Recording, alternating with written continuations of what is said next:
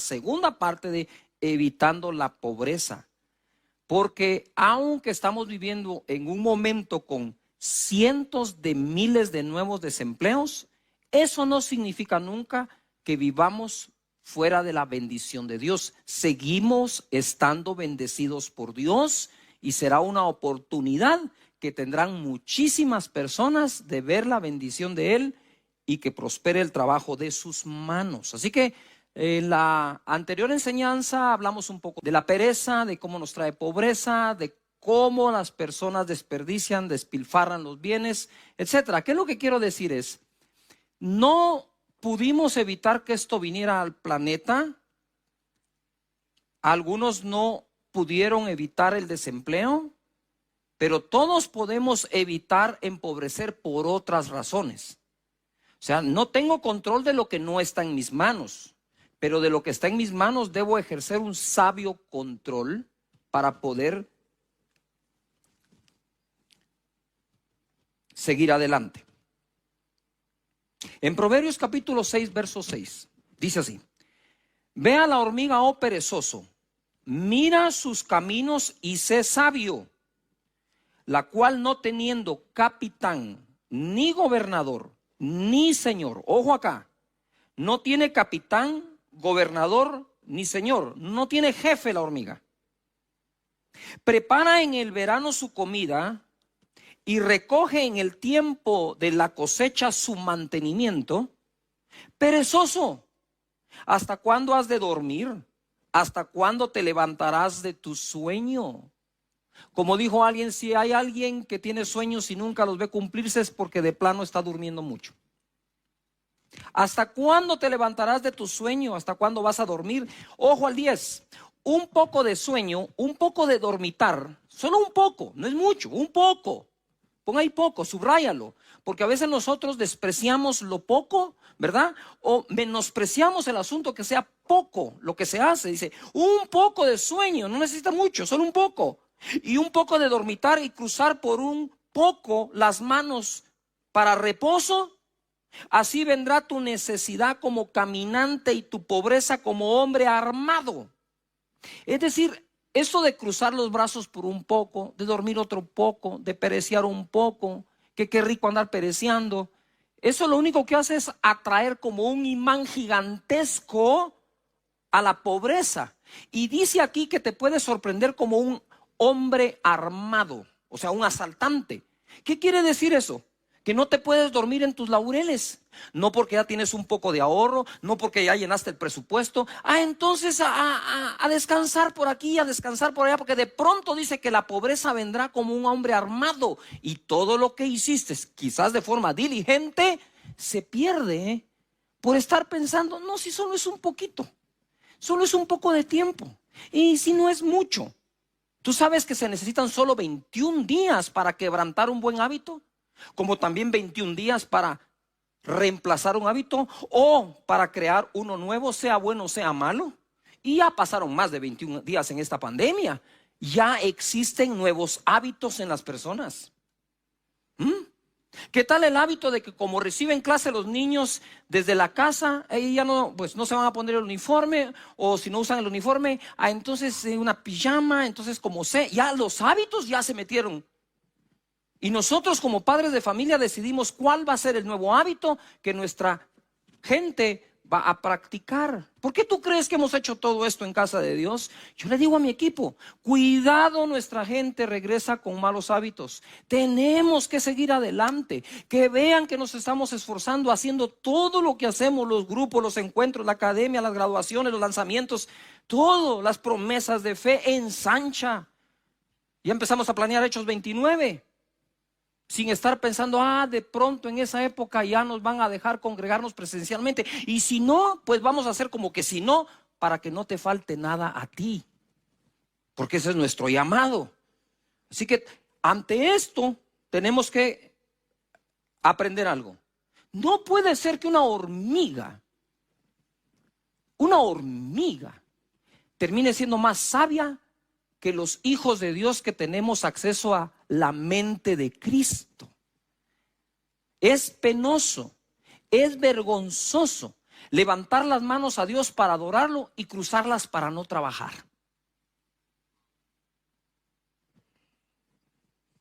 Yuju, hasta un guavo ido aquí.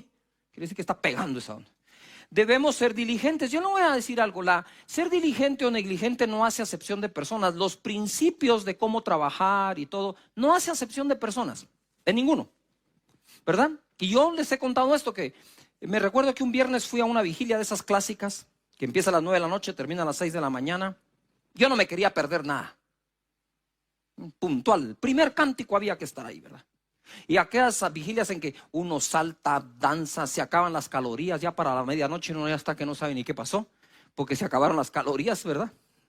Y entonces termina la vigilia a 6 de la mañana y yo voy para mi casa cuando, ¡boom!, sin gasolina el carro. ¿Por qué no tenía gasolina el carro? Simplemente porque no seguí el consejo de ser diligente, que incluso me dio mi pastor, aunque se lo oí después. Dije, ay, ahí estaba la clave. Él decía, nunca espere que el tanque de gasolina se vacíe.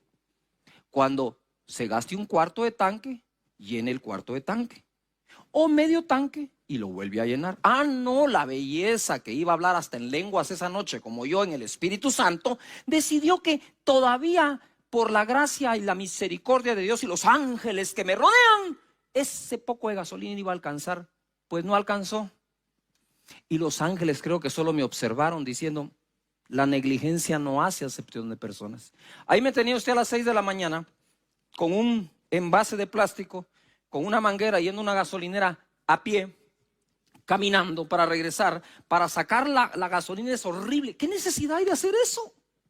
Si de todas maneras le tenía que echar gasolina. Pero miren, antes de ir a la gasolinera, reprendí a Satanás, al diablo de escasez de gasolina, a la escasez de combustible. Reprendí, hablé en lenguas, canté, le di vuelta al carro y no arrancó. Porque esos principios no tienen que ver con cuánto reprendas y qué batalla espiritual juegas. Eso tiene que ver con ser diligente o negligente. Proverbios 10:4 dice, la mano negligente empobrece. No importa de quién sea esa mano, si es del jefe, del trabajador, del socio mayoritario, del minoritario, no importa si es la mano de quien sea. La mano negligente empobrece, mas la mano de los diligentes enriquece. El que recoge en el verano es hombre entendido.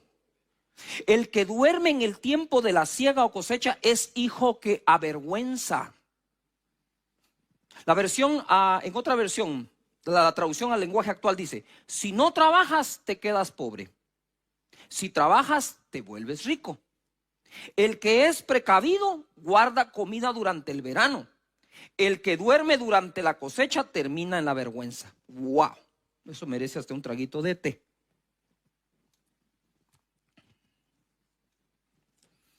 Diligente, como les dije la otra vez, significa afinado en lo que hace. Trabaja fino, estricto, decidido y visionario. Eso es lo que es un diligente. Se lo repito, afinado en lo que hace. Escríbanlo. Ya está siendo negligente en aprender, escríbenlo. Afinado en lo que hace, estricto, decidido y visionario. ¿Qué significa abundancia? Porque el pensamiento del diligente tiende a la abundancia. Preeminencia, utilidad, superioridad. Existe gente muy buena ejecutando su trabajo.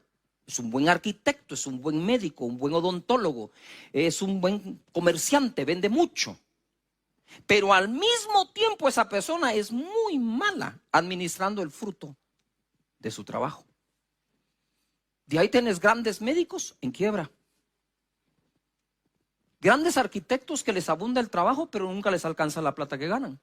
Porque al negligente no hay salario que le aguante. Pero el diligente, todo salario le termina aguantando. Porque dice que el pensamiento del diligente tiende a la abundancia. La pregunta sería aquí, ¿a la abundancia de ingresos? ¿O a que sobreabundancia después de gastos? Yujú. En mi casa decidimos algo desde recién casados con Sonia. vamos a vivir con menos de lo que ganemos sin importar cuánto ganamos. Yuhu. Puedes tener fe para traer ingresos a tu vida en esta época, pero vas a necesitar sabiduría para administrarlos. Esto se los dije la semana anterior y se los vuelvo a repetir. Proverbios 13:22 dice: el bueno dejará herederos a los hijos de sus hijos, hasta los nietos, pero la riqueza del pecador está guardada para el justo. 23, en el barbecho de los pobres hay mucho pan, mas se pierde por falta de juicio. Solo lo voy a repasar rápidamente. Barbecho significa terreno o labor que no se siembra por un año o dos para que la tierra descanse o se regenere. Sistema de cultivo que consiste en dejarse sembrar la tierra periódicamente para que se regenere. En ese barbecho, en ese pedazo de tierra que no se cultivaba, los judíos cultivaban la tierra 7 años y uno la dejaban descansar. Siempre había fruto aunque no la cultivaran. Y dice, en el barbecho del pobre hay abundancia de pan. Ahí está. O sea, la tierra aún sin sembrarla, sin cultivarla, daba fruto. Pero ese fruto que daba, sin que nadie trabajara, se perdía por falta de juicio. No estamos en una época en que tú digas, bueno, familia, ya tenemos el presupuesto, ¿verdad? Ya conseguí un nuevo empleo. Bendito Dios, gloria a su nombre. Ya tienes nuevo empleo, perfecto. Ajustado el presupuesto, vamos a bajar gastos, perfecto. Y por ahí hay algún otro negocio que puedes hacer, algo que puedes fabricar. ¿Y qué pasa? No, ya estuvo. No estamos para darnos esos lujos en esta época. Aquí hay que recoger lo que el barbecho da también. No solo la tierra que se cultiva, aquí hay que recoger hasta de la que no se cultiva en esta época o en ese año. ¿Saben que tenemos cosas en común todos? Primero, nos vamos a morir todos. Segundo, no nos llevamos nada. Trabajamos como que nos fuéramos a llevar todo y vivimos como que nunca fuéramos a morir. Es una ironía la vida. Pero hay una tercera cosa en común. La primera, todos moriremos o seremos arrebatados con el Señor, algunos cuando Él venga.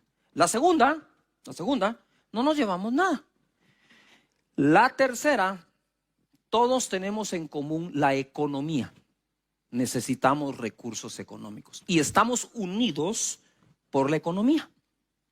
¿Qué vistes hoy? ¿Puedes revisar la etiqueta de lo que vistes, dónde fue hecho? Bueno, pues tú estás unido a ese país donde eso fue hecho y produces ingresos a ese país donde fue hecho lo que hoy tienes. Tus tenis, tus jeans, tu camisa, los lentes, todo lo que tengas, la Biblia, tu tableta, tu celular, todo lo que tengas es economía. Y a veces no queremos comprender que en la economía todos estamos unidos. ¿Verdad? Mira, esto es una cosa irónica. La gente dice, sí, es que los pastores se quedan con los diezmos. Mentira. Mentira.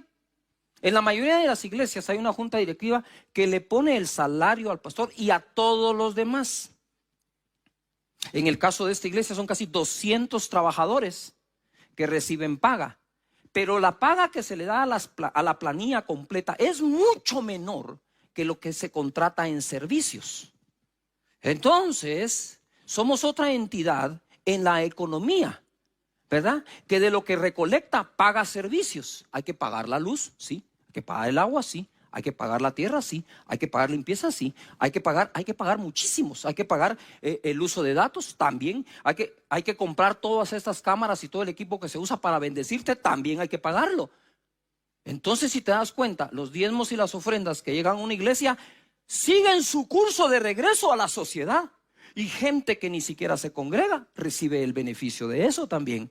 ¿Qué es lo que quiero decir? Es que la economía une a todos. Hay gente que cobra servicios en las congregaciones que ni siquiera es creyente, no va a la iglesia, pero sale bendecido también, porque eso es una economía. Estamos unidos por la economía todos.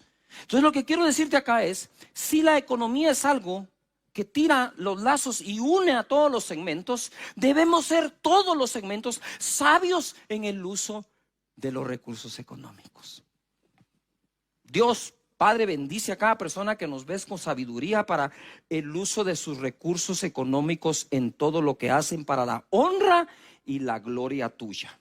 Amén. Cuando construimos este lugar eran más de 1,200 trabajadores en albañilería que recibieron su paga puntual cada 2 semanas. No derroches, tesoro precioso y aceite hay en la casa del sabio. Estoy leyendo Proverbios 21:20. Lo leo de nuevo. Tesoro precioso y aceite hay en la casa del sabio, mas el hombre insensato todo lo disipa. El que sigue la justicia y la misericordia hallará la vida, la justicia y la honra. Este es el caso del hombre pródigo.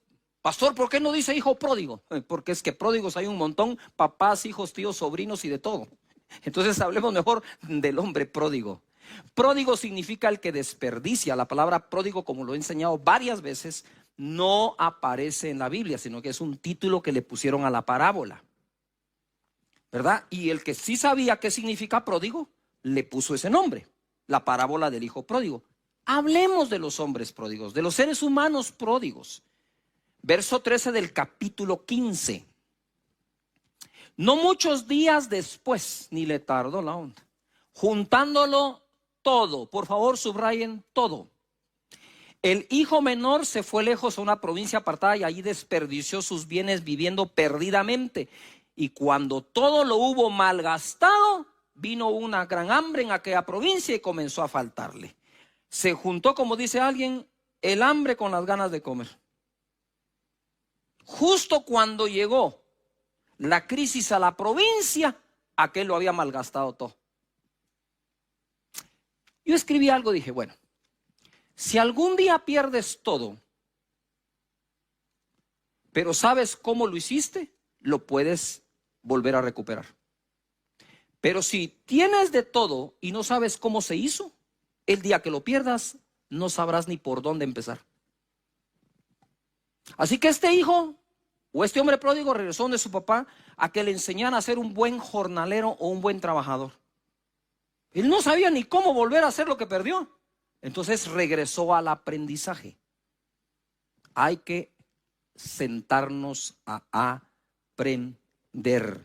La palabra disipa significa, o disipar, hacer desaparecer algo, desintegrarlo o aún evaporarlo. En otras palabras, al pródigo se le evaporó todo lo que tenía. ¿Y ahora cómo lo hago? Nadie me da trabajo. Ojalá pudiera apacentar unos cerdos, por ahí lo mandaron. Quisiera comer de eso. ¿Cómo teniéndolo todo puede llegar ahí? Ojo acá, vuelvo al principio de la predicación, que no te tome por sorpresa. Un poco de malgastar, un poco de pereciar, un poco de cruzar las manos. Así vendrá tu pobreza repentinamente como un asaltante armado. Yo no quiero esas sorpresas. Nadie quiere esa sorpresa. Pero hay una diferencia entre aquello que deseo que jamás pase y lo que hago para que no pase. Las personas que hoy en día han perdido todo en medio de una crisis como esta, pero saben cómo hacerlo, son las personas con menos miedo al futuro. Agarran a su familia y dicen, ya sabemos cómo se hace, ¿verdad? Sí, bueno, lo vamos a volver a hacer. Y para adelante. Entonces, quizás es tiempo para reaprender, para meditar. ¿Qué pasa si hubiera aprendido esto antes?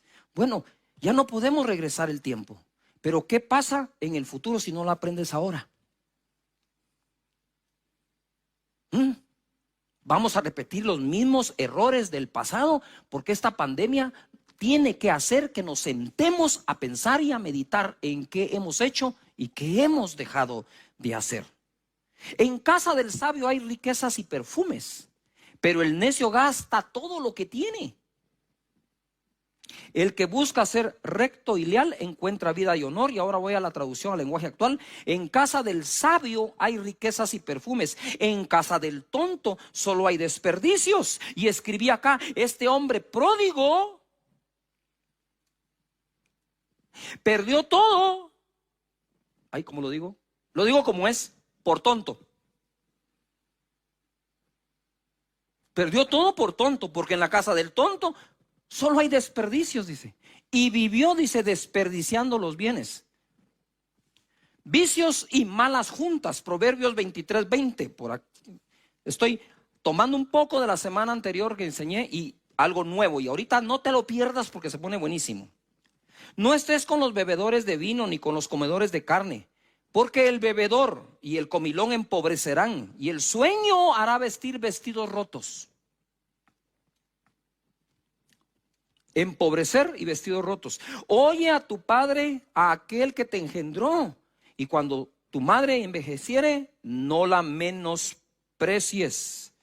En la versión Dios habla hoy, dice así: no te juntes con los borrachos ni con los que comen demasiado, pues los borrachos y los glotones acaban en la ruina y los perezosos se visten de harapos. Atiende a tu padre que te engendró, no desprecies a tu madre cuando sea anciano. Esto está impresionante. Las malas juntas traen malas conversaciones y las malas conversaciones corrompen buenas costumbres. El problema no es si vas a tomar como ellos toman. El problema es si vas a imitar las acciones que ellos tienen. Porque podrías decir: no, yo no bebo. No bebes, pero quizás vas a imitar acciones de una persona que está haciendo eso. Hay que cuidar las amistades. Y jóvenes, lo que te voy a decir posiblemente te va a caer muy mal, pero cuando tus padres te digan: con esa persona no deberías juntarte, escúchalos. A los 11 años de edad, tu servidor probó la marihuana. Sí, lo que oís. 11 años de edad, en quinto primaria, yo cargaba en el calcetín los puros de marihuana. 11 años, ¿vos te imaginas eso? ¿Cómo la probé? Un amigo me la obsequió. Tengo amigos que han muerto debido al alcoholismo y que un amigo le sirvió su primer trago. Los amigos que por alguna razón tienen la probabilidad de darte algo malo, manténlos de lejos. Y mantendrás de lejos ese tipo de cosas. Ahora bien, debemos adquirir sabiduría e inteligencia, y ahora es que esto se pone buenísimo. Proverbios 4:7 dice: sabiduría ante todo. Adquiere sabiduría y sobre todas tus posesiones adquiere inteligencia. Tienes que subrayar ahí. Adquirir es el verbo. Posesiones, sobre ellas tienes que tener sabiduría e inteligencia. Pon sabiduría e inteligencia por encima de los bienes, debo adquirir. Engrandécela y ella te engrandecerá. Ella te honrará cuando tú la hayas abrazado. Adorno de gracia dará a tu cabeza, corona de hermosura te entregará. Sabiduría adquiere, y sobre todas tus posesiones, inteligencia. Engrandece la sabiduría y la inteligencia. Quiero contarles algo. Hace muchísimos años, yo todavía no recuerdo si estaba soltero o recién casado, pero vino un predicador mexicano buenísimo, buenísimo, buenísimo. Me impactó. Me recuerdo su mensaje: la anatomía de un milagro. No se me olvida. Y casualmente a mí me asignaron si yo podía atenderlo. Con mucho gusto. ¿Qué es lo que usted desea comer? Me dijo: a mí me gusta la comida china. Fui y lo llevé al mejor restaurante que yo podía pagar de comida china. Después de eso le dije: ¿hay algo más que usted desea hacer? 2 cosas, me dijo. Necesito ir a comprar refacciones o repuestos para un automóvil de tal marca. Yo lo llevé. Tercera cosa, quiero ir a una librería cristiana, la mejor que exista. Yo lo llevé. Y empezó a comprar libros y libros y libros. No paraba de comprar libros. Y un hombre ya de avanzada edad. ¿Saben qué hice yo?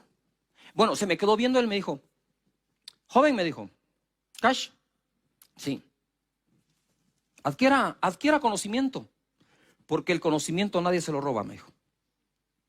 Los bienes sí. ¿Saben qué hice yo? Libro que él compraba, libro que compraba yo. Ni siquiera pregunté de qué era. Yo dije: si este hombre tan sabio compra ese libro, yo lo compro sin preguntar. Perdón, tal vez para algunos de ustedes dice: qué bobada, no importa, a mí me resultó. Y entre ellos todavía lo guardo. Se los quería enseñar hoy. Hasta mi bosquejo encontré aquí adentro. Mira, diccionario ilustrado de la Biblia. Ahí tengo este otro montón, pero no podía traer todos. Quiero contarles esto. Usted sabe, lo quieren ver otra vez, ahí está. Ya vieron cómo sé. ¿Ustedes saben cuánto gasté en libros yo ese día? Más que mi salario entero de un mes. Después dije, oh cielos, ¿y ahora quién podrá defenderme? Y el Chapulín Colorado no apareció por ningún lado. Pero no me arrepiento de haber hecho. Él me enseñó algo muy importante. Si es necesario, paga por adquirir la sabiduría. Porque la riqueza más grande no es el dinero que tienes o los bienes, es la sabiduría con que las haces o los haces. La gente no ha entendido cuál es la verdadera riqueza. La verdadera riqueza es la sabiduría, la inteligencia, el temor de Dios. No los bienes. Los bienes envejecen, se oxidan, se los roban, se gastan, se te olvidan, pasan de moda, ya no sirven, son obsoletos. Pero la sabiduría jamás. Así que aprendí mucho de eso. En Proverbios 3:13 dice, bienaventurado el hombre que haya sabiduría y que obtiene la inteligencia, porque su ganancia es mejor que la ganancia de la plata, y sus frutos más que el oro fino. Más preciosa es que las piedras preciosas, y todo lo que puedes desear no se puede comparar a ella, a la sabiduría. Haz las cosas como Dios las hace. Mira, dice que Él con la sabiduría fundó la tierra y con la inteligencia afirmó los cielos. Proverbios 24:3-4, en la versión Dios habla hoy. Con sabiduría se construye la casa. Uy, como que fueras hijo de Dios, ¿no? Y con inteligencia se ponen sus cimientos.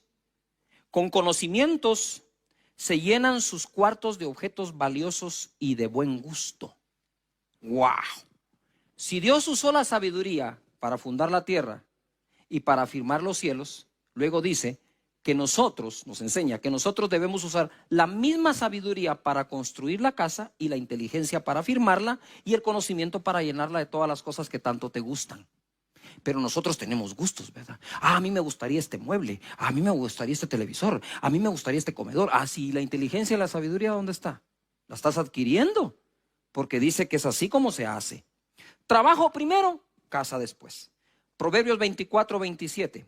Prepara tus labores fuera y disponlas en tus campos, y después edificarás tu casa. La gente primero hace la casa y después anda buscando sabiduría para pagarla. Primero la sabiduría, después la casa. Primero el trabajo, el negocio. Ahí es donde primero se invierte y luego lo demás.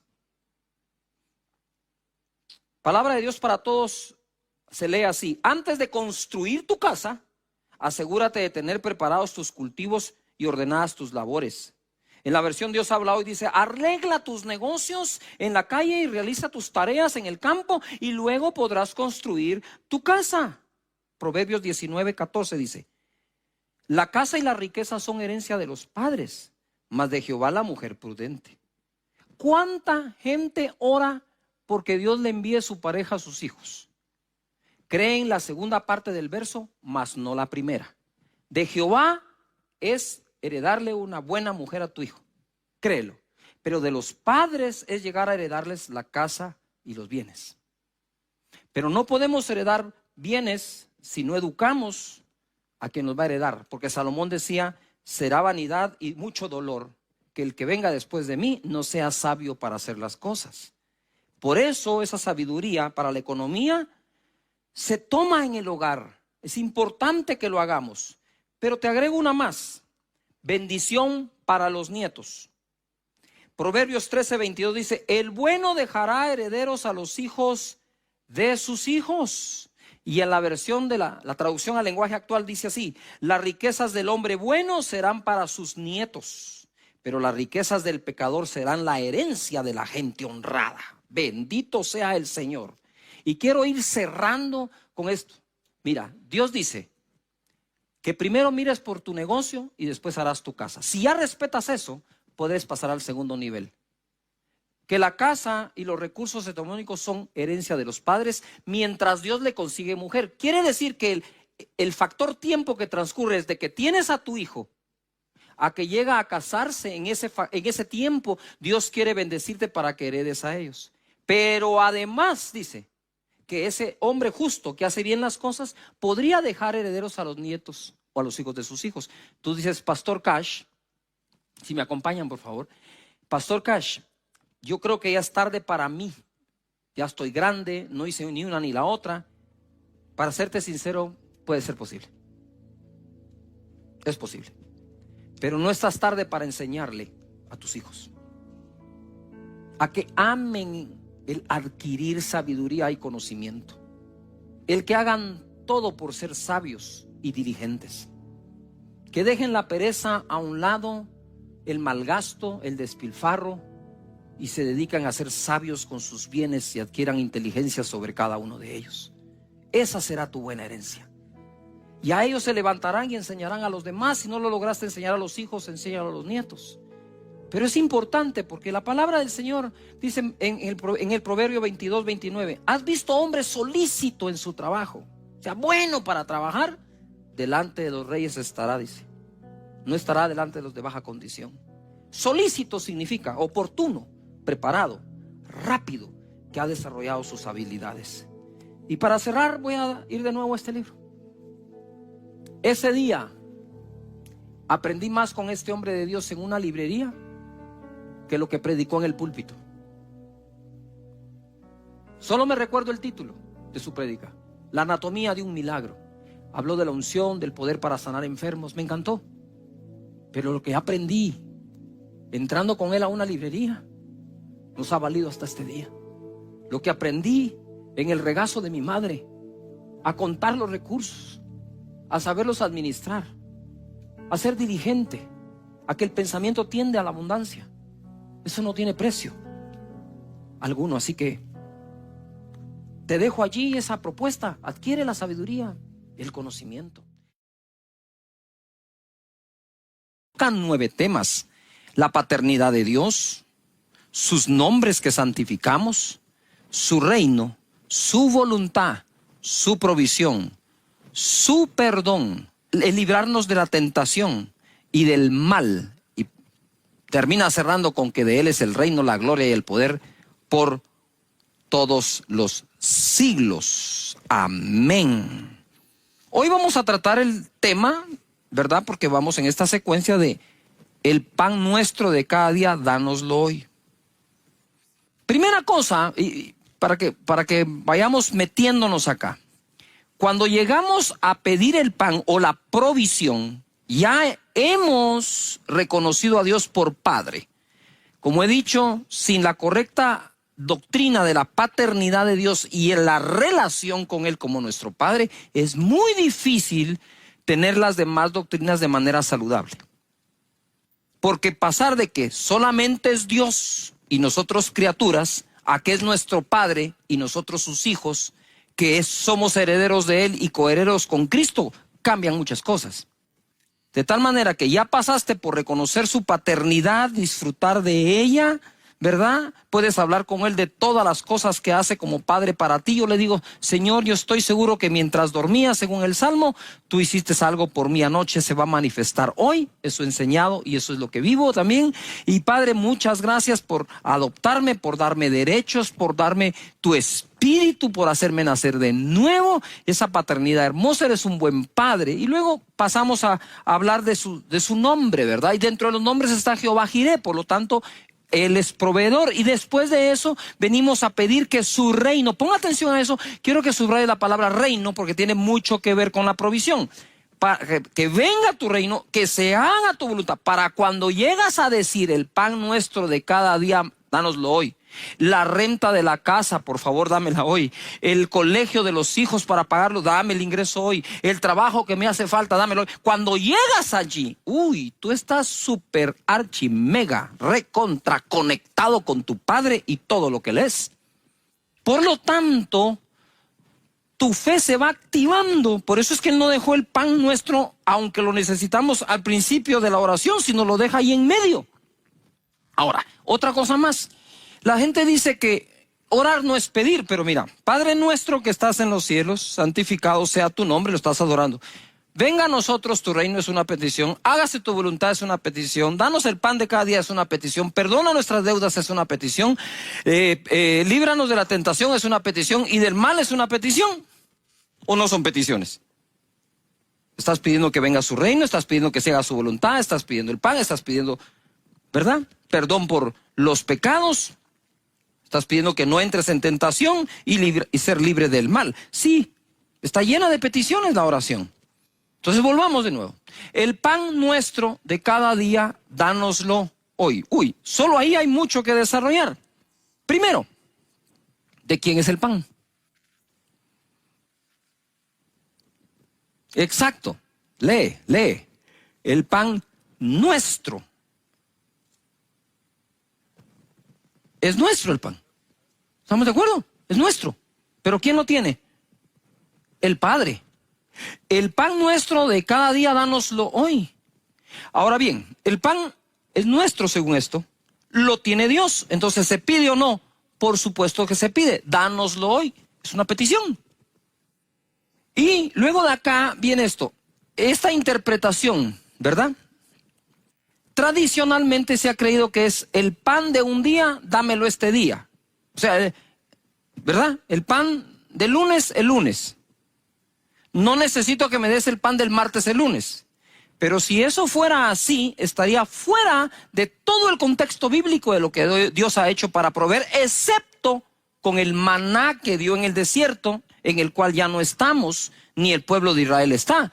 Si esa interpretación fuera la más correcta, entonces Israel no sería el país próspero que es, sino que estarían todavía recogiendo el maná. Aquí es la provisión de cada día, dámela hoy. Por eso es que tienes refrigerador. En tu refrigerador hay pan para más de un día, hay alimento para más de un día. Déjame irte explicando esto porque se pone fenomenal. Vas a ver cómo coincide con todas estas escrituras. Si lo tomamos literal, es decir, el pan de un día, dámelo solo este día. No sé si me estoy explicando. Entonces, hasta tener un refrigerador podría ser pecado, ¿no? Pero ojo. Pero entonces no, eso no concuerda con el sistema de siembra y cosecha de todo tipo de cultivo que nos alimenta. Porque cuando la gente llega a cosechar, no cosecha el trigo de un día. Llega a cosechar el trigo de una temporada. ¿Me estoy explicando acá? Si eso fuera de un día para un día, entonces, Señor, todos los agricultores, ¿verdad? En Israel o los que cultivan trigo, habría que recoger hoy el trigo para hacer el pan de hoy. No recojan el resto del trigo. Mañana recogemos el trigo para el pan de mañana. Pasado, el trigo de pasado para el pan de pasado. Se echa a perder la cosecha. No sé si me estoy explicando. Todo el sistema climatológico del planeta funciona para que existan tiempos para sembrar y tiempos para cosechar, para que tengamos que comer. ¿Me estoy explicando acá? Muy bien. Eso es nada más como para ubicarnos, ¿verdad? Y tener una visión acá. Mira lo que dice Proverbios 3:8. 3:8. Esto me gusta porque le da un balance precioso. En el versículo 7 dice que tengamos el respeto a Jehová o el respeto a Dios. ¿Por qué? En el 8. Porque será medicina a tu cuerpo y refrigerio a tus huesos. Aquí hay un beneficio para el cuerpo. Será medicina a tu cuerpo, refrigerio a tus huesos. Honra a Jehová con tus bienes y con las primicias de todos tus frutos. O sea, los frutos. Si hay primicias de los frutos es porque hay más cosecha de frutos que solo la primicia. Y serán llenos tus graneros. Ahí hay pan para más de un día. Y tus lagares rebosarán de mosto. Ahí hay mosto o vino para más de un día. ¿Qué es lo que quiero explicar acá? Pueden haber épocas en que vamos realmente al día. Pero eso no quiere decir que no podamos pedir que esa provisión venga en un día. Te voy a explicar cómo funciona esto, o cómo puede funcionar si tienes fe. Si el pan viene de esa cosecha de trigo, o ese pan o ese alimento, lo compras con tu salario, con tu ingreso, podrías hacer la prueba y empezar a orar cuando ores por el pan nuestro de cada día, dánoslo hoy. ¿Me estoy explicando? Podrías decir, Señor, yo quisiera que el salario que gano en un mes me lo dieras en 3 semanas. Acortar el tiempo en que ese ingreso venga. Las empresas pueden decir, Señor, la utilidad que nosotros tenemos cada 3 meses, te pedimos que sea mensual. Yuhu. Tú sabes que yo tengo este sistema de oración aún por las personas que conocen a Jesús. Es la oración que he aplicado para que Casa de Dios crezca como ha crecido. Y Señor, las personas que te recibían, ¿sí?, cada mes, Padre, que te reciban cada semana. Que las personas que te reciben en su corazón cada semana, Padre, que te reciban cada día. ¿Ya ves? De una semana en un día. Sería como que el evangelista ore, Padre nuestro que estás en los cielos, ¿verdad? Y cuando llega la provisión de almas, puede decir, Señor, y las almas que se han ganado cada día, dámelas hoy. Hoy, de una vez, hoy. ¿No creen que parece ser ¿cómo se llama? De la lógica que así trabaja todo? Entonces, hay que ubicarnos en este tipo de oración. Ahora, quiero decirte de dónde viene realmente la provisión de Dios. Viene en la oración del Padre Nuestro, viene de la primera parte de la oración. Venga a nosotros tu reino. Porque Mateo 6:31 dice, no se afanen pues diciendo qué comeremos o qué beberemos o qué vestiremos. Porque los gentiles buscan todas estas cosas, pero vuestro Padre Celestial sabe de qué tienes necesidad de todas estas cosas. Mas buscad primeramente el reino de Dios y su justicia, y todas esas cosas serán añadidas. Por eso en el Padre Nuestro empezamos diciendo, Padre nuestro que estás en los cielos, venga a nosotros tu reino. Y en ese reino, Señor, yo te quiero servir. Ábreme la oportunidad para seguir sirviendo, para servir en mi grupo, para servir en la academia de liderazgo, para poder servir en un encuentro, para poder servir en donde estés sirviendo al Señor, porque primero es tu reino, primero es tu reino. Por eso es que nos congregamos el primer día de la semana. Porque buscamos primeramente su reino. Y entonces las demás cosas serán ¿qué? Añadidas. Y por eso el pan nuestro de cada día se pide después de buscar su reino.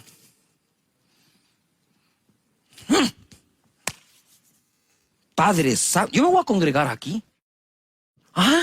Mira esto. Mira el Salmo 34, por favor, deleítate en Jehová.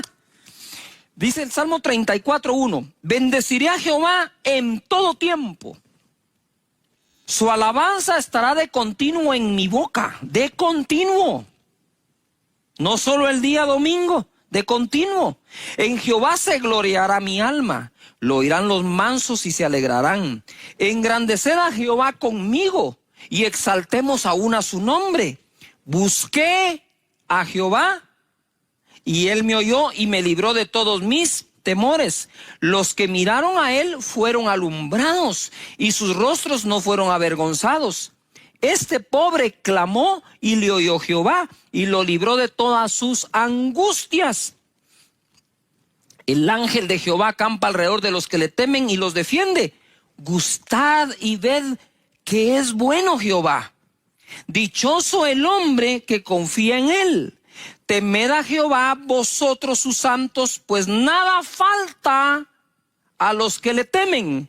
Ojo, los leoncillos, los cachorros de los leones necesitan y tienen hambre, pero los que buscan a Jehová no tendrán falta de ningún bien. Mira el cierre que le da David a esto. Bendeciré a Jehová en todo tiempo, su alabanza estará de continuo en mis labios. Está diciendo él acampa alrededor de los que le temen. Este pobre clamó y lo libró de las angustias. Me imagino que esas angustias estaban relacionadas con el estado económico por el cual el rey David pasó en ese momento. Pero al final dice, pero los que buscan a Jehová, buscad primeramente el reino de Dios y su justicia, y las demás cosas serán, ¿qué? Añadidas. Venga tu reino, dame el pan de cada día hoy. Como que la estructura del Padre Nuestro es inspiración divina, pues no puede ser otra cosa. Amén. Mira, como les he dicho, a mí me gustan tanto los deportes como el apóstol Pablo. El apóstol Pablo, si no se recuerdan que él dice, todos los que corren en el estadio, la verdad, corren, pero correr de tal manera que... ¿Se recuerdan? Él mismo habla de eso. A mí me gustan mucho los deportes porque aprendo. Y entonces cuando a uno le están enseñando alguna disciplina de deporte, por ejemplo, si yo voy y levanto unas pesas, ¿verdad? Dice, bueno, así levantan las pesas un amateur. Después te ponen, pero así las levanta un pro, un profesional. Y la técnica, cómo la agarran, cómo la suben. Me estoy explicando, hay técnica. ¿Cómo pateo la pelota Cash Luna de fútbol? Como un amateur me sale para allá, ¿cómo la patea un pro?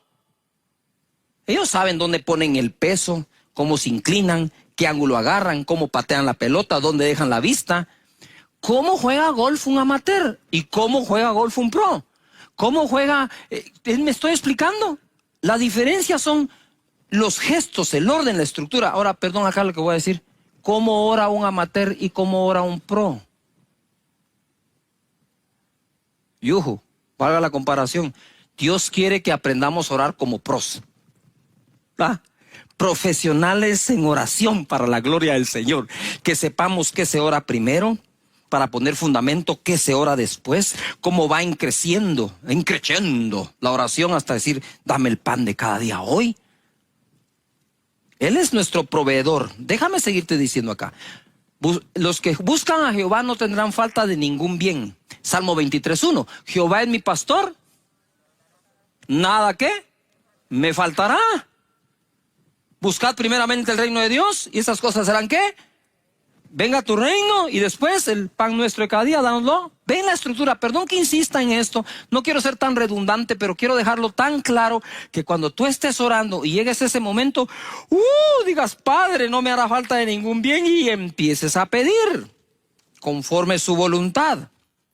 No olvidemos que ha sido Dios el que nos ha provisto. Deuteronomio 8:11 dice, cuídate de no olvidarte de Jehová tu Dios para cumplir sus mandamientos, sus decretos y sus estatutos que yo te ordeno hoy. No suceda que comas y te sacies, ojo, y edifiques buenas casas. No dice edifica una casa, no dice edifiques una buena casa, dice, y edifiques buenas casas en que habites, y tus vacas y tus ovejas se aumenten, y la plata y el oro se multipliquen, y todo lo que tuvieres se aumente, y se enorgullezca tu corazón, y te olvides de Jehová tu Dios, que te sacó de la tierra de Egipto, de casa de servidumbre. Y digo yo, Señor, si dice tu palabra acá, y se vuelva orgulloso tu corazón y te olvides, quiere decir que el hecho que nos bendigas de esa forma, como dice Deuteronomio, abre la posibilidad de que alguien se vuelva orgulloso y se olvide de Dios y se olvide de ti. Si existe la posibilidad que una persona que bendigas tanto se olvide de ti, ¿para qué la bendices? Y el Espíritu Santo creo que me mostró y me enseñó que son dos cosas separadas la una de la otra. Entonces, porque existen algunas personas que se puedan volver orgullosos y olvidarse de Dios, Dios va a decir, no puedo bendecir a nadie.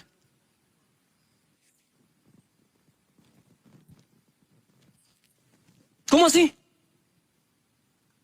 Y todos los que han sido bendecidos en gran manera, que en lugar de olvidarse de Dios, lo buscan de más intensamente y de todo corazón. Yuhu.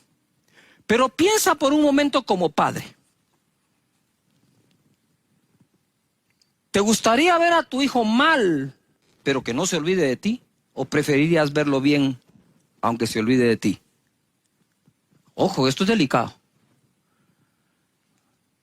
Personas que tienen a sus hijos viviendo en otro país como migrantes, les ha ido bien y quizás ya no llaman por teléfono a diario, hasta tienen la oportunidad de viajar para verlos en Navidad o algo y no lo hacen.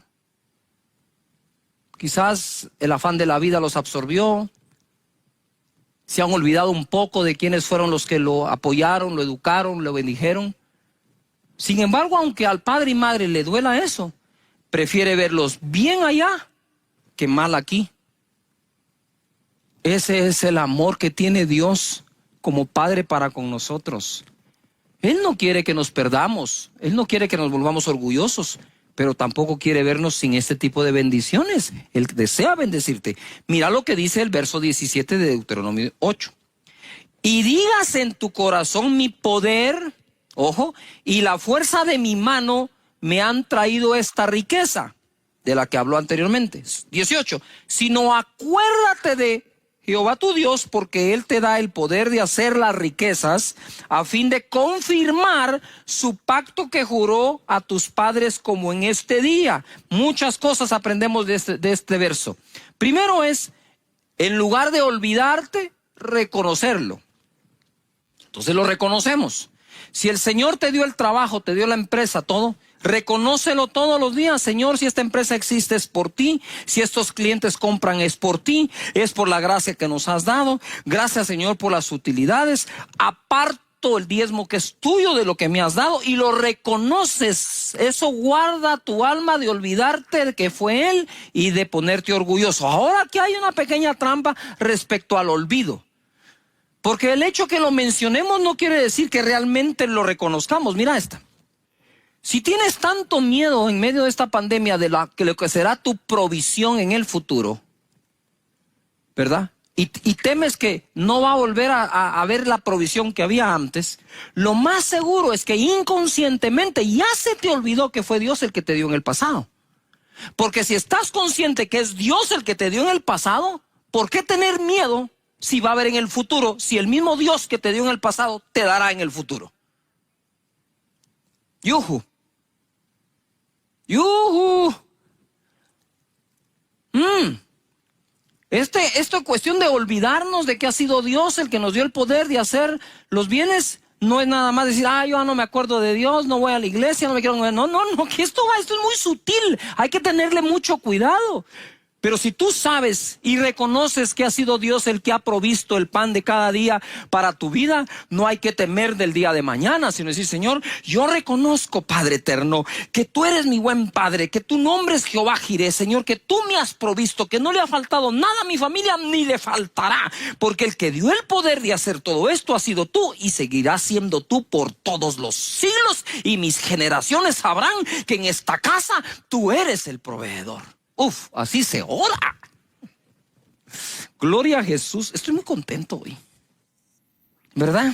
Porque todo esto no funciona sino en aquellos que en Él confían. Ahora dice: a fin de confirmar el pacto que juró a tus padres. Dice: y Dios, no te olvides, acuérdate que fue Dios el que te dio el poder de hacer las riquezas a fin de confirmar el pacto. ¡Wow! Hebreos capítulo 6, verso 13. Porque cuando Dios hizo la promesa a Abraham, no pudiendo jurar por otro mayor, juró por sí mismo, diciendo: de cierto te bendeciré con abundancia y te multiplicaré grandemente. Quiero hacer un paréntesis aquí. Hablemos de pactos. ¿Sabes en dónde hay mucha confusión? En tratar de dividir en Antiguo Testamento y Nuevo Testamento. Sí. Hay Antiguo Pacto y Nuevo Pacto. Pero no es el único pacto que existe. Está el pacto en la ley, en la cual no podemos ser salvos. El pacto en su sangre, que nos limpia de todo pecado, y somos salvos.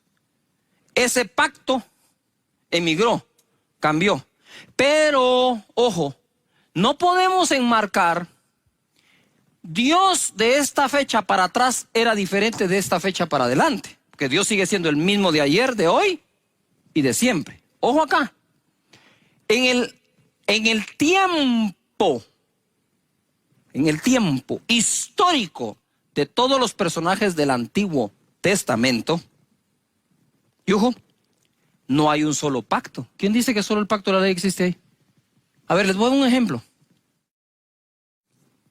¿Acaso no existe el arco iris hasta el día de hoy como señal del pacto que Dios hizo con los hombres de no volver a destruir la tierra a través de un diluvio?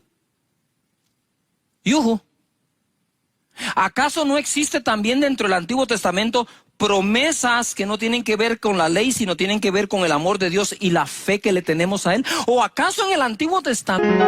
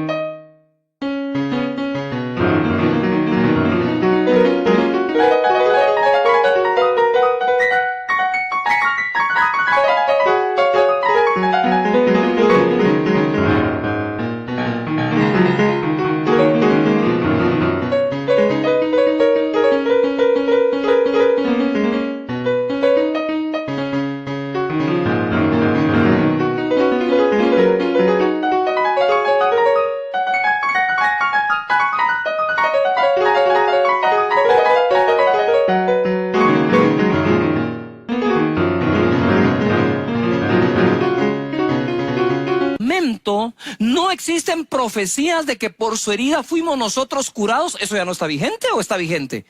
El hecho de que por la ley no podamos ser salvos no significa que no existan otros pactos que no son pactos de la ley. Él juró bendecir a Abraham y a su descendencia con abundancia y multiplicarlo hasta el de hoy, hasta hoy sigue vigente. Ese no es el pacto de la ley, ese es otro pacto, es en la fe. Entonces hay que reconocer esto. ¿Por qué te digo? Porque te lo leí en Deuteronomio, fíjate, miles de años antes, y te lo leí en el libro de Hebreos. Sigue allí. Entonces, lo que quiero decir es, ten la confianza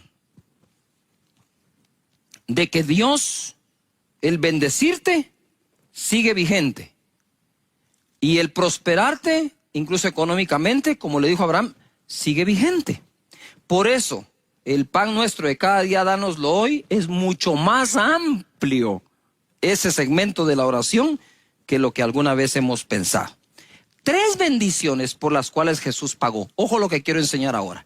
Una cosa es que Dios te vaya a bendecir o te haga una promesa y que no tenga un precio que pagar para cumplírtela. Otra cosa es que tenga que pagar el precio para cumplirlo. En cuanto a la ley y la gracia, para nosotros ser salvos mediante la gracia, por medio de la fe, por la gracia del Señor, Jesús tuvo que derramar su sangre en la cruz del Calvario. No bastó decir, sean salvos, los bendigo.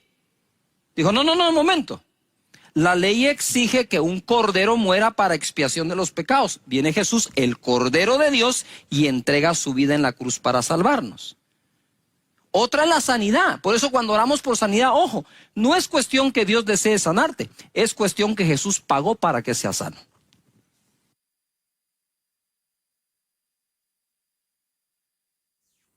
Perdón que me dé aquí la vuelta. No sé si notamos la diferencia,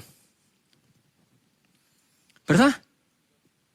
No es lo mismo que te dé alguien un abrazo, por lo cual no tuvo que pagar ningún precio, a que llegue con un obsequio que tuvo que comprar con 6 meses de su salario, tuvo que pagar un precio. Jesús pagó el precio para salvarnos, para darnos como regalo la salvación, Él pagó el precio. Para sanarnos, Él pagó el precio. Vamos a 1 Pedro 2:24.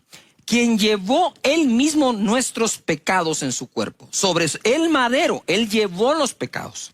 Para que nosotros, estando muertos a los pecados, vivamos a la justicia, y por cuya herida fuisteis sanados.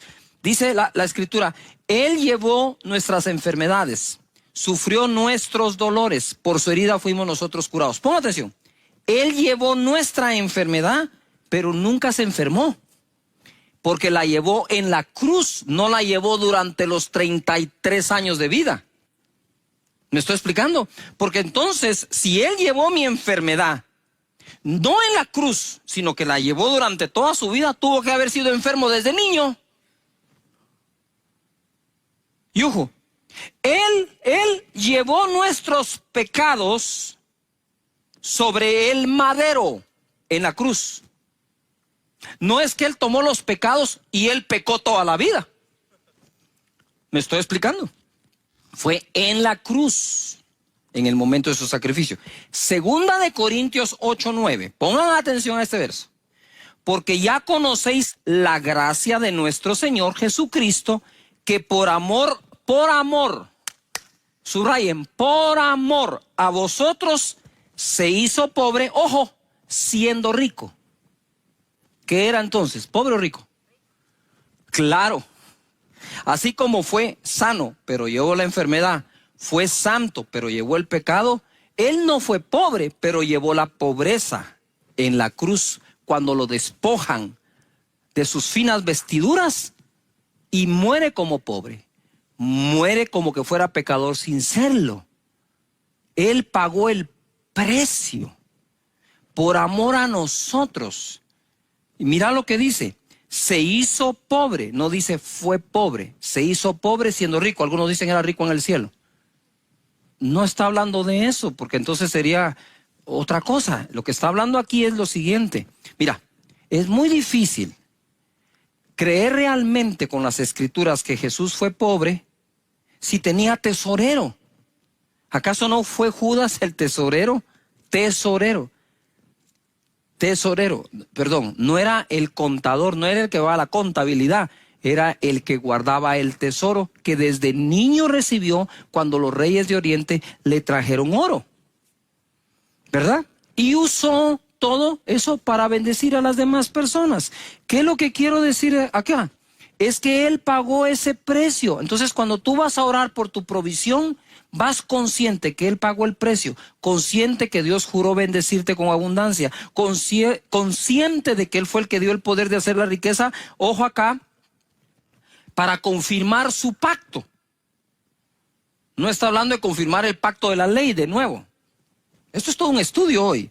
Pero mira, quiero ir aquí metiéndome en esto. Ahora va a tener sentido, Mateo 7:9. ¿Qué hombre hay de vosotros que si su hijo le pide pan, le dará una piedra? Que si le pide un pescado, le dará una serpiente. Pues si vosotros, siendo malos, ¿sí?, sabéis dar buenas dádivas a vuestros hijos, cuánto más vuestro Padre que está en los cielos dará buenas cosas a los que le piden. ¿Ves? Dará buenas cosas a los que le piden, porque pedir a Dios nuestra provisión es decirle a Dios, de ti dependo. De ti depende el trabajo, de ti depende mi oficina, de ti depende que tengamos clientes, de ti depende que se incremente la economía, de ti depende. ¿Tú te imaginas si los países en sus economías reconocieran a Dios y dependieran de Él? No existiría la inmensa corrupción que existe hoy. Pero quiero cerrar con una bendición. Mira, ya tenía yo todo aquí preparado y el Señor me lleva aquí y me dice, quiero que les leas esta bendición. Y ahí les va, agárrense la silla. Salmo 144:12. Sean nuestros hijos como plantas crecidas en su juventud, nuestras hijas como esquinas labradas, como las de un palacio, nuestros graneros llenos. ¿Cómo es los graneros? Llenos, provistos de toda suerte de grano. Nuestros ganados que se multipliquen a millares y a decenas de millares en nuestros campos. Decenas de millares en nuestros campos. Nuestros bueyes estén fuertes para el trabajo. no tengamos asalto, ni que hacer salida, ni grito de alarma en nuestras plazas. 15. Bienaventurado el pueblo que tiene esto. Bienaventurado el pueblo cuyo Dios es Jehová. Lo que está diciendo es, hey, si verdaderamente Jehová es tu Dios, tus graneros estarán llenos de diversos tipos de granos. Tu ganado en el campo se va a multiplicar por millares y decenas de millares. Tus bueyes para el trabajo estarán fuertes. No habrá asalto, no habrá robo, no te harán daño. Bienaventurado la nación, el pueblo que tiene esto. ¿No está claro aquí que Dios quiere bendecir aún a las naciones y a los pueblos con saludables economías y crecientes? Por supuesto que sí. El pan nuestro de cada día, dámelo hoy, Señor. Hoy provéelo. Quisiera orar por la economía de ustedes y que puedan llevar esta secuela de enseñanzas de esta serie y poder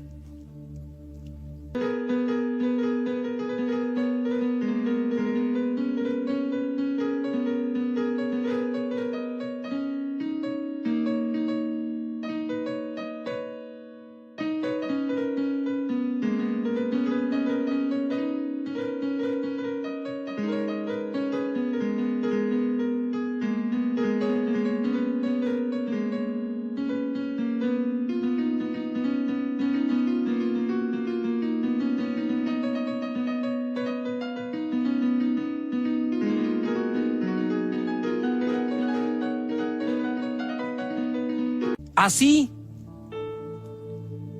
tener la arquitectura de la oración que Jesús dejó. Padre, en el nombre de Jesús, bendice a cada persona, en su trabajo, en su salida, en su entrada, Señor, en sus oficinas, en su empresa, en su comercio. Que seamos gente que te reconoce a ti en esto también, Señor. Que así como te buscamos para estar saludables y sanar de las enfermedades, también te busquemos para que nuestra economía esté bien y que de ti dependamos y esté claro en nuestro ser que de ti dependemos para todo. Que busquemos tu reino y tu justicia primeramente y las demás cosas serán añadidas. Gracias. Tú nos enseñas a orar primero por tu reino, después por la provisión. A servir en tu reino, después en nuestros trabajos. Muchas gracias, Señor. ¿Cómo vamos a aprender a orar? La arquitectura de la oración.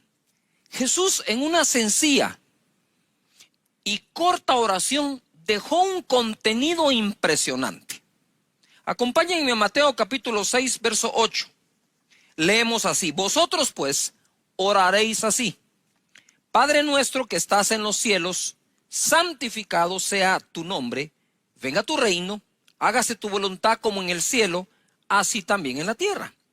El pan nuestro de cada día dánoslo hoy, y perdónanos nuestras deudas, como también nosotros perdonamos a nuestros deudores. Y no nos metas en tentación, mas líbranos del mal, porque tuyo es el reino, y el poder, y la gloria por todos los siglos. En esta corta pero poderosa oración, Jesús dejó 9 temas vitales para nosotros dentro de su estructura. Primero dice: Padre nuestro que estás en los cielos. Toca el asunto de la paternidad. Les dije en la ocasión anterior que decirle a Dios Padre en aquella época era considerado una blasfemia. Entonces te imaginas el shock de los discípulos hace 2000 años cuando por primera vez se escucha: ustedes orarán así, Padre nuestro. Decían, ¿qué está pasando acá? Pero era la revelación más grande que Jesús traía a la tierra, es que podemos ser hijos de Dios por su espíritu de adopción. Santificado sea tu nombre, habla del nombre del Señor, ya tocamos el tema. Venga tu reino, hágase tu voluntad en el cielo, así también en la tierra. Aquí ya tocó el tema de la paternidad, su nombre, su reino. Nota que la estructura o arquitectura de esta oración tiene prioridades en la oración. Primero vamos a orar conectándonos con Dios como nuestro Padre y todos los beneficios que nos trae ser su Hijo. Segundo, vamos a santificar su nombre.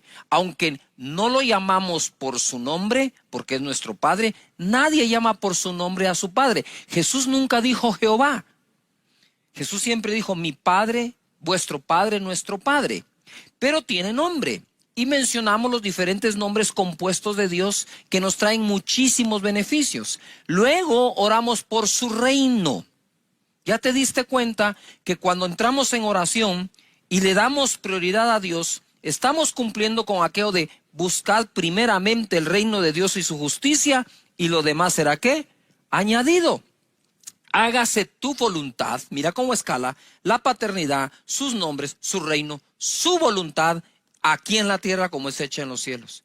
Y entonces ya pasamos a nuestra provisión. El pan nuestro de cada día, dánoslo hoy. Quinto tema, provisión.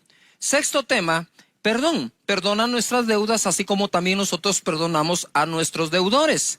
No nos metas en tentación, aquí está hablando de conducta, de santificación.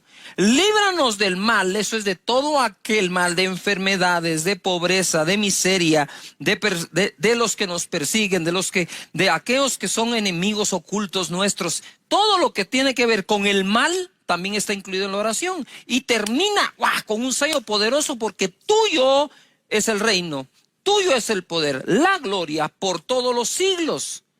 No hay perdón, ¿verdad? Entiendo eso de que puede haber un gobierno mundial, un anticristo, pero yo por sobre eso entiendo que no importa, el reino seguirá siendo eternamente de Dios. Y el Señor me hablaba, ahora que vamos a entrar en el tema de este capítulo de la serie, venga tu reino y hágase tu voluntad. Esos serán los temas de hoy, importantísimos. Pero ¿por qué les preocupa tanto el reino de un anticristo? Simple y sencillamente porque no estamos orando porque su reino venga. Cosa diferente es irnos a su reino, porque Él está en los cielos, dice. Sí, Padre nuestro que estás en los cielos, y su reino lo abarca todo. Abarca el cielo y abarca la tierra. Señores, Dios no es solo Dios del cielo, Dios es Dios de la tierra también. Dios no es poderoso en el cielo, Dios es poderoso en la tierra también. No solo allá, acá también. Ahora, ¿cómo poder orar por su reino si no sé de qué se trata el reino? Entonces ya pasé el momento en que estoy orando al Padre, que estoy conectándome con Él, que estoy dejándome ministrar por su paternidad, y en ese momento debes de cancelar toda aquella conducta que tengas basada en una herida que tus padres pudieron ocasionarte, o te diste por herido sin que lo hayan hecho. La cosa es que tenés allá adentro algo que no te permite, porque los padres fueron esto, los padres fueron aquello, sino que enfocarte en que ahora tenés dos padres. Si has tenido un padre terrenal que te ha acompañado acá, ahora tienes un celestial que te acompaña también acá. Cuando ya ministraste al Padre y entonces santificas su nombre y visualizas todo lo que contiene su nombre, entonces estás listo para decir, bueno, venga tu reino. Reina tú sobre mi vida, sobre la tierra. Romanos 14:17 dice, porque el reino de Dios no es. Me encanta cuando las escrituras también definen qué no es, porque nos van dejando más claro todo. No es comida ni bebida, es decir, no eran las costumbres de que comen o que beben, sino justicia y paz y gozo en el Espíritu Santo. Es decir, no hay reino de Dios sin el Espíritu Santo, porque es justicia, paz y gozo en el Espíritu. Justicia por cuanto hemos sido justificados por la sangre de Jesucristo. Él nos lavó con su sangre, ¿verdad? Segundo, paz, la paz que sobrepasa todo entendimiento, y el gozo. Entonces, una de las características de las personas que viven en su reino, ¿verdad? Es que saben que su justicia viene de Dios y no de los hombres, y viven en paz y tienen gozo. Venga tu reino, venga tu justicia, tu paz y tu gozo. En 1 Corintios 4:20 leemos, Porque el reino de Dios no consiste en palabras, aunque, ojo, aunque Jesús enseñó la palabra y Él es el verbo o la palabra encarnada. No consiste en palabras, sino en poder. ¡Wow! ¿Por qué? Porque palabras tienen todos. Pero poder ese viene de Dios. Estoy hablando del poder para todo lo sobrenatural. Primera de Corintios 2:1. El apóstol Pablo lo tenía tan claro que mira lo que dice. Así que, hermanos, cuando fui a vosotros para anunciaros el testimonio de Dios, no fui con excelencia de palabras o de sabiduría, pues me propuse no saber entre vosotros cosa alguna, sino a Jesucristo y a este crucificado. Y estuve entre vosotros con debilidad y mucho temor y temblor. Y ni mi palabra ni mi predicación fue con palabras persuasivas de humana sabiduría, sino con demostración del Espíritu y de poder, para que vuestra fe no esté fundada en la sabiduría de los hombres, sino en el poder de Dios.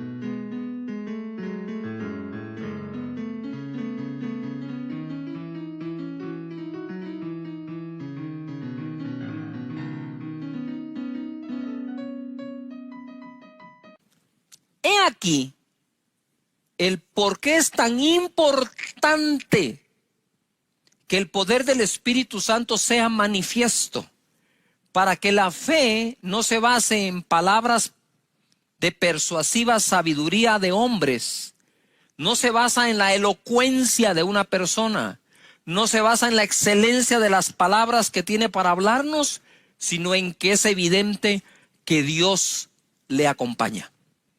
Pablo lo quería una cosa era predicar a Jesús y a este crucificado. La otra era demostrarles que el reino no consistía en cuántas palabras tuviera él, sino en el poder demostrado, en el poder que se derrama, ¿verdad? El poder que toca las vidas de las personas. Yo no sé quiénes de ustedes, pero cuando yo recibí a Jesús, me recuerdo que cuando sentí tenía la mano levantada, estaba al frente, estaba orando, y como que alguien me levantó, él hacía. Ese poder, ese Espíritu Santo bello que es el que nos convence, el que nos redarguye y el que nos trae a los pies de Jesús. Para ver ese reino. Entonces, ojo, para ver ese reino necesitamos el corazón de un niño. Eso lo dijo Jesucristo. Pero esto no es una enseñanza de qué es el reino. Estos son 2 o 3 cosas del reino para ubicarte que cuando llegas a ese momento de orar, venga tu reino, sepas por qué estás orando.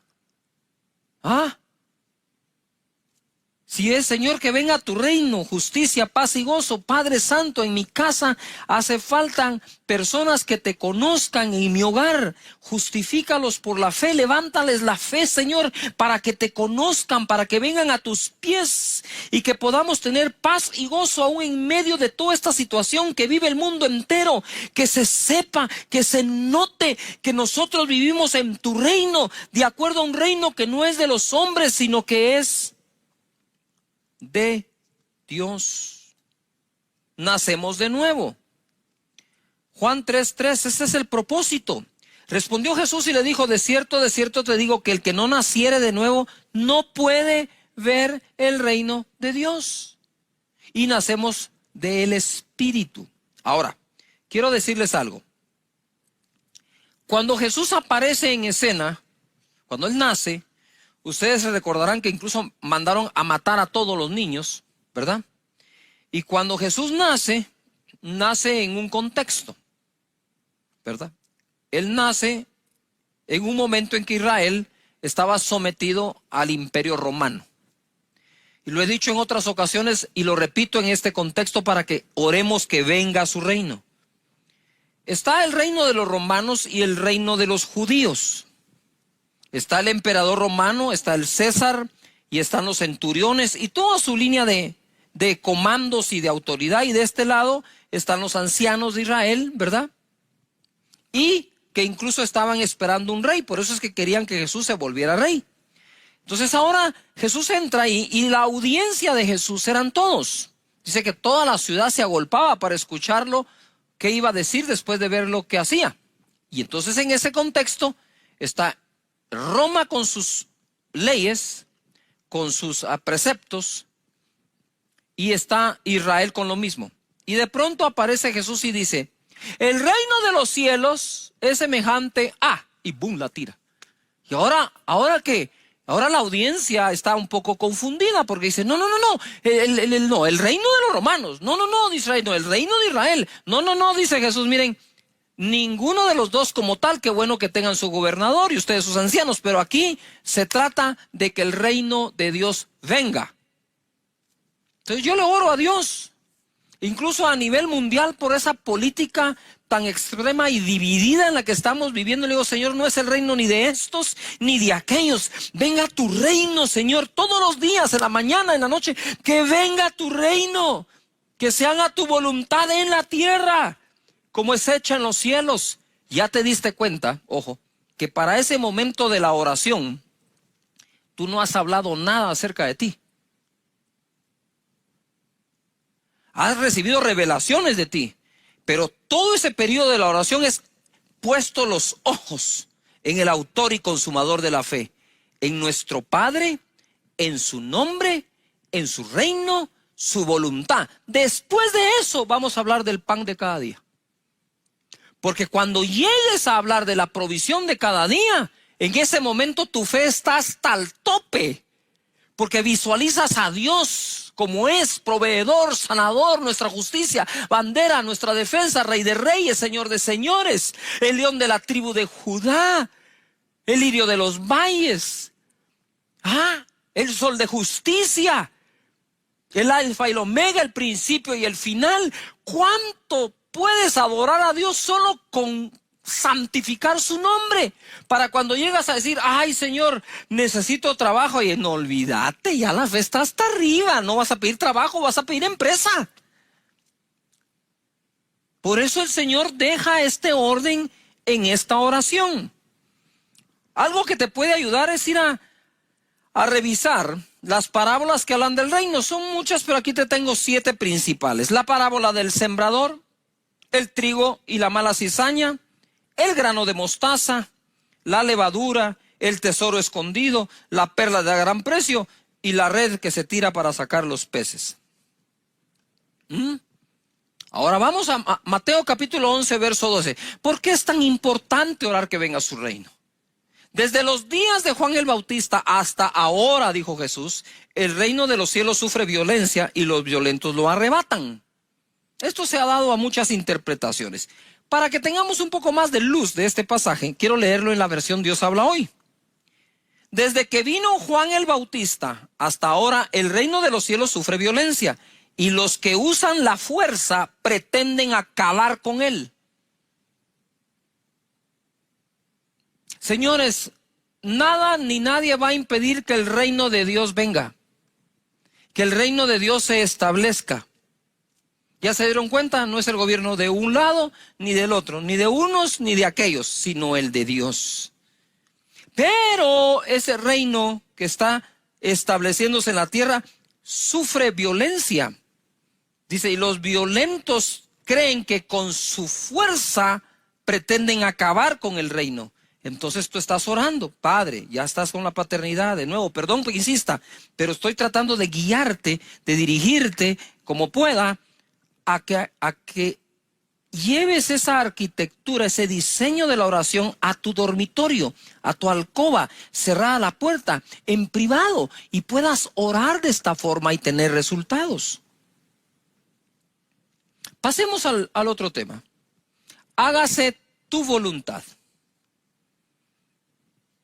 Esto es para muchos muy, ¿cómo digo yo? Tal vez ambiguo.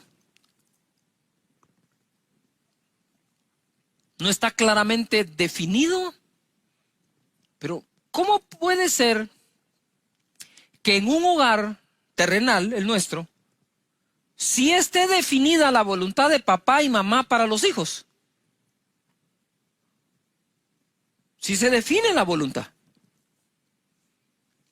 Y como hijos de Dios nos cueste tanto discernir cuál es la voluntad de Dios.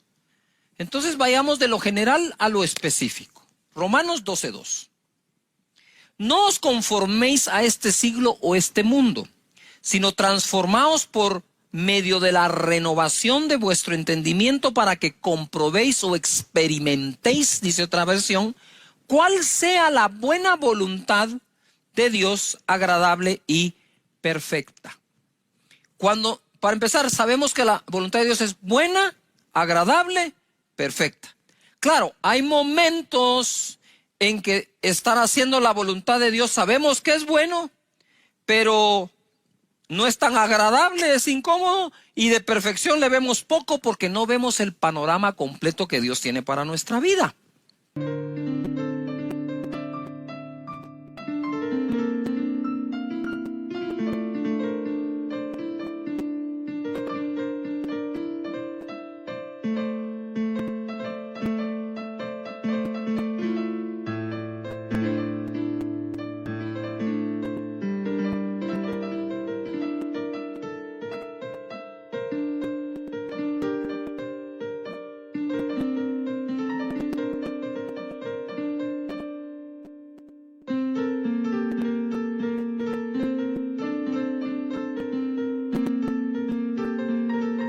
Pero debemos confiar que todas las cosas ayudan a bien a los que aman a Dios. Lo que hoy ves como malo, mañana lo vas a lograr ver como, wow, este fue el camino que Dios proveyó para que me levantara e hiciera lo que hoy hago. Para que comprobéis o experimentar cuál sea la buena voluntad. Para discernir la voluntad tenemos que renovar nuestra mente continuamente, que es lo que trae transformación. Eso lo hacemos a través de las Escrituras. Como les he repetido, una cosa es leer las Escrituras con los prejuicios que tengo por lo que ya creo, y otra cosa es creer de acuerdo a lo que leo. Cuando creo de acuerdo a lo que leo, entonces dejo que cada una de estas Escrituras, palabra, se vaya metiendo y se vaya renovando mi mente y transformando mi ser.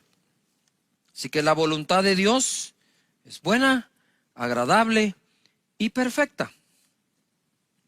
Hay que diferenciar cuando estamos hablando de hacer la voluntad de Él, que hacerla va a generar energías. Mira Juan capítulo 4, verso 34. Jesús les dijo, mi comida es que haga la voluntad del que me envió. ¿Oí cómo habla Jesús de la voluntad? Mi comida es que haga la voluntad del que me envió y acabe su obra. Él sabía que de hacer la voluntad de Dios, ¿sí?, depende mucho la energía que recibimos, porque ¿qué es comida? Sino el vehículo que trae a nosotros energía. Cuando hacemos la voluntad de Dios, somos energizados, tenemos energía de parte de Dios, da fuerzas a hacer su voluntad. Aunque en el momento de hacerlo nos podemos sentir cansados, lo que produce es eso, lo mismo que produce un alimento. Por eso hacer la voluntad de Dios es bueno. Entonces estamos orando, de nuevo, regresamos orando, enseño, oramos. Señor, que venga tu reino, que es justicia, paz, gozo en el Espíritu, que se establezca el tuyo, no el de los hombres, Señor. Gracias, Padre eterno, que venga ese reino. Y entonces examinas más las parábolas y vas a encontrar más cómo orar ese tema. Hágase tu voluntad. Señor, que se haga tu voluntad en la tierra. Sabe que tu voluntad es buena, agradable y perfecta. Dame las fuerzas para poder practicar tu voluntad. Para en aquello que ordenes, en aquello que me mandes, yo lo logre hacer, Señor. Por favor, dame la fuerza. Sé que tu voluntad es que trabaje bien. Hoy quiero trabajar con más excelencia. Sé que tu voluntad es que dé la mía extra. Por favor, ayúdame en el trabajo. Sé que tu voluntad es que yo no provoque a mis hijos a ira. Por favor, enséñame a tratarlos bien. Sé que tu voluntad no es que yo me rebele contra mis padres, Señor, en el corazón. Padre, dame un corazón que haga tu voluntad. Sé que tu voluntad es que yo trate bien, Señor, a mi esposa, que trate bien a mi esposo. Sé que tu voluntad es... ¿Me estoy explicando? Sí sabemos cuál es su voluntad, pero no es nada más saberlo. ¿Por qué Jesús dejó que oremos que se pueda hacer? Sé que tu voluntad es, andas buscando adoradores en espíritu y verdad. Señor, todos los días te voy a adorar porque es tu voluntad. Sé que tu voluntad es, Señor, que me vaya bien en lo que emprenda. Sé que tu voluntad, Señor, que se haga aquí en la tierra como es hecha en los cielos. Tu voluntad es que no exista caos. Tu voluntad es que no exista enfermedad. Tu voluntad es que no exista miseria. Señor, sea hecha tu voluntad en la tierra. Y cuando estamos orando, Dios trae tanta revelación a nuestra vida que no debes permitirte el lujo de no orar a diario. La oración es clave. Jesucristo decía, esa es mi comida. Mi comida es que se haga la voluntad del Padre. Mateo capítulo 21, verso 28 dice, ¿pero qué os parece? Un hombre tenía 2 hijos. Y acercándose al primero le dijo, hijo, ve hoy a trabajar en mi viña. Respondiendo él dijo, no quiero. Pero después arrepentido fue y acercándose al otro, le dijo de la misma manera y respondiendo él dijo, sí, Señor, yo voy, y no fue. ¿Cuál de los 2 hizo la voluntad de su padre? Dijeron ellos. El primero. Jesús les dijo, de cierto os digo que los publicanos y las rameras van delante de vosotros al reino de Dios. Mira, un hijo dijo, no, yo no quiero ir. Pero al final terminó yendo. El otro dijo, sí, yo voy. Y no fue. Y dice Jesús, ¿quién hizo la voluntad? Pues el primero, que aunque dijo que no, la terminó haciendo. Y en oración recibí básicamente 3 testimonios de lo bueno que nos va cuando hacemos su voluntad. El primero fue Abraham. Dios le dice, hey Abraham, sal de la tierra de tu parentela, de la tierra de Ur de los Caldeos, y vete a la tierra que te mostraré, y haré de ti una nación grande, y en tu simiente serán benditas todas las familias de la tierra. Y Abraham agarró sus maletas sin saber a dónde iba, pero hizo la voluntad de Dios. Y mira lo que dice Hechos 13:22 acerca del rey David. Hablando de Saúl, el rey dice, quitado Saúl, les levantó por rey a David, de quien dio también testimonio Dios, diciendo, he hallado a David, hijo de Isaí, varón conforme mi corazón, quien hará todo lo que yo quiero. Su voluntad. No es fácil a veces.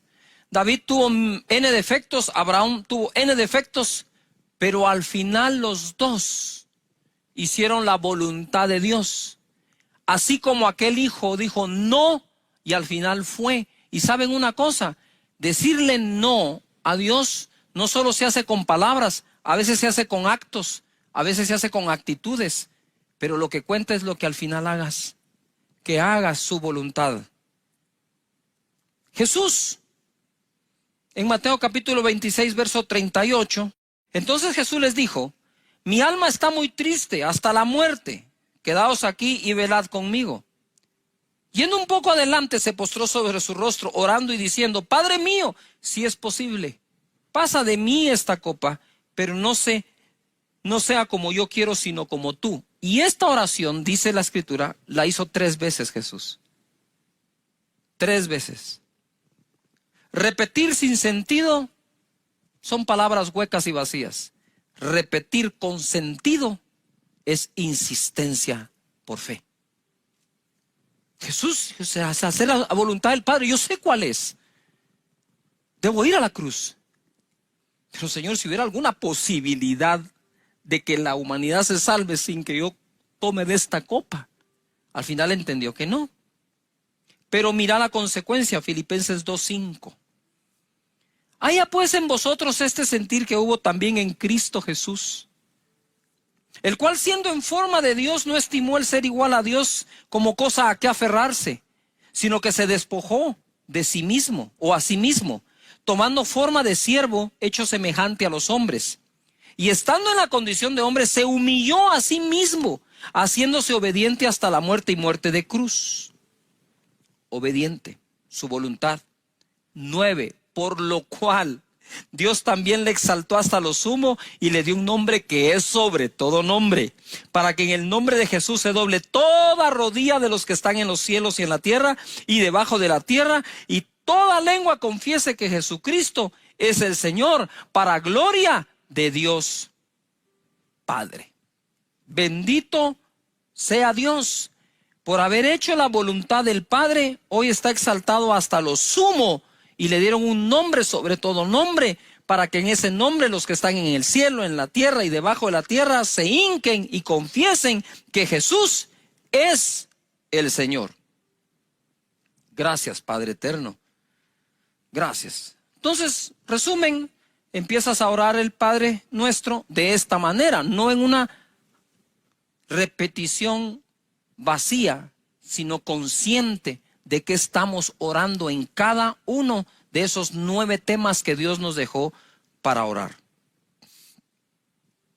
Gracias, Señor Jesús. Gracias, Jesús.